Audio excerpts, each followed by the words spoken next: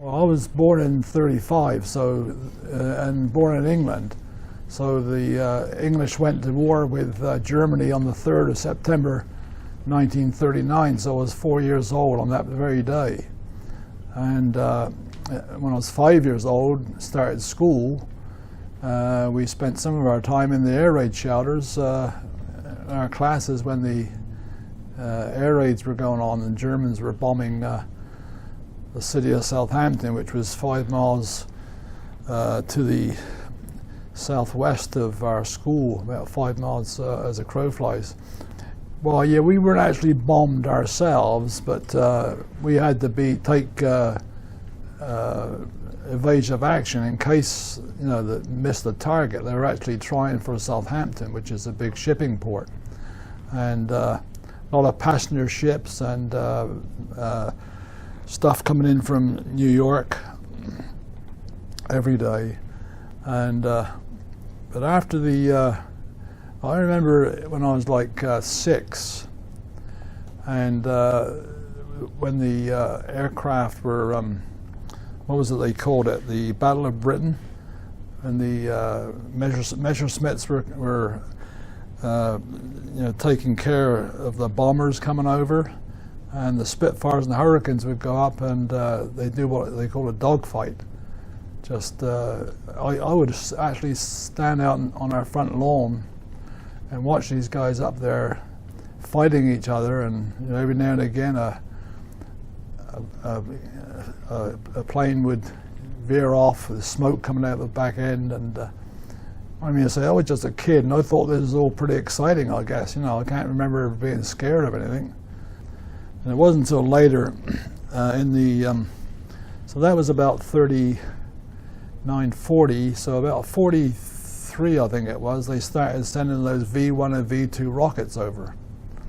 And they were, again, aiming for Southampton, but they're never had guiding systems like you do nowadays, so those things were missing.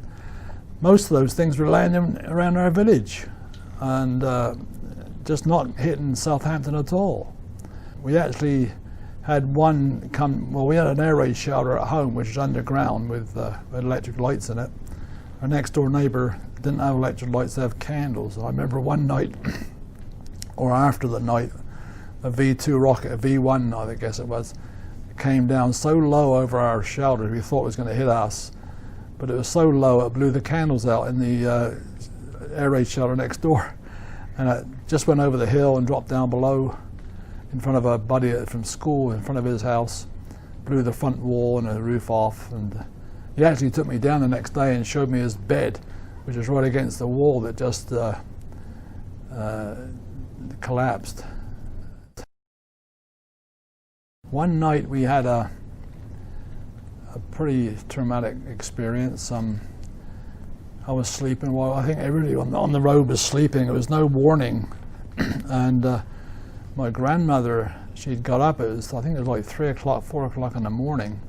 She'd heard this rocket coming over, and had this funny sound, you sort of hear the engine like it was stopping and starting all the time, and quite loud. And she went to the front window I don't know why she'd done that, but she went to the front window to look out, and before she knew it, the thing had shut off its engine and come down and landed right across the street and blew the roofs off of all the houses. We had bungalows, 1-story houses. Blew her roofs off, and the glass got blown in her face. And grandmother actually recovered. She was blinded, and but she was in hospital for quite some time. There was one particular time when we never went down to the shelter. It might have been even before Dad and his brothers built the shelter, but we had a bomber come down real close to us. Do you want to hear about that? Yeah, it was early on, because my grandfather my mother died when I was a baby, so my grandmother and her husband, my granddad, came to live with us and raise me. My dad was away during the war working on war projects about 30 miles away, so he was away all week, come home at weekends. And this one particular night, we had an AK gun, an aircraft gun down the street, down the lane across from us. So that was about probably 500 or 600 yards away, and we could hear it going when we were in the house. And they had a searchlight there as well, of course. And they'd hit this bomber, and we heard it coming down, and it went around the house once, and it's really screeching coming down. And so grandmother and I ran into the granddad's bed. It was bedridden, and we jumped under the bed. Poor old granddad was in the bed itself, and we really thought it was so loud it was going to hit us. Everybody in the row of houses probably thought the same thing. But it eventually dropped down near where the actual gun was. It wasn't far from where the aircraft gun was. And so next morning, I remember next morning we got up, and all the boys got their bikes out and rode down to find where the bomber was. And time we got down there, everything was cordoned off. So we threw our bikes in the hedge and try to get around the outside of the cordon and try and find parts of this bomber. We did find little pieces of stuff that we kept as souvenirs. So I can't remember any fear, actually. All I can remember is sort of adventure, really, and excitement. The only thing I guess I did used to get some sort of nightmares. There was one particular nightmare I used to get was these barrage balloons, which were like a big elephant up in the sky with a stubby nose. I guess they were up there trying to stop the bombers in a certain, to avoid them, to avoid the city.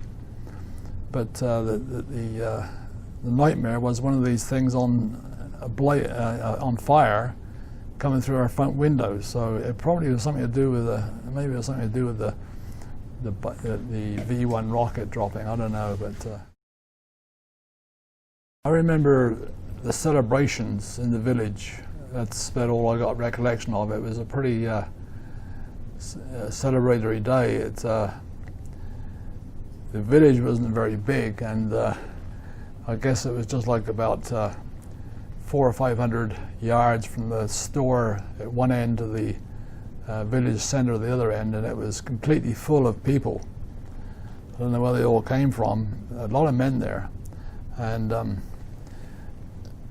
they actually filled the street. There was flags out all over, and every car that come through or tried to come through, they would surround. These guys would surround it and pick it up off its wheels and rock it back and forth.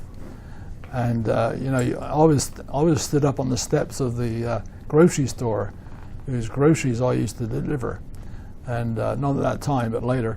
And I thought it was hilarious. I mean, you see the faces of the people in the cars, all pretty happy until they got picked up, and they looked pretty scared, being rocked up and down. And they'd done it for quite some time before they let it go. And then the next one came, and they do the same to that one. And that's really all the actual recollection I have of VE Day.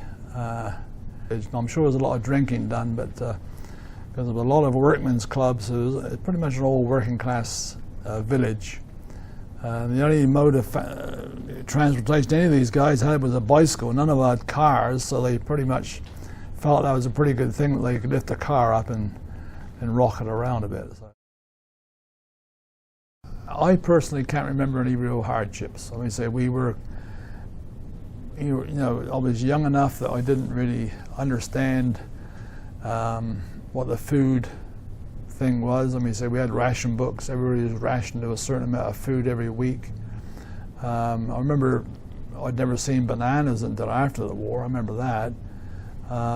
But we never really went short of food. But like I say, it was rationed, so you had to take it easy, sort of thing.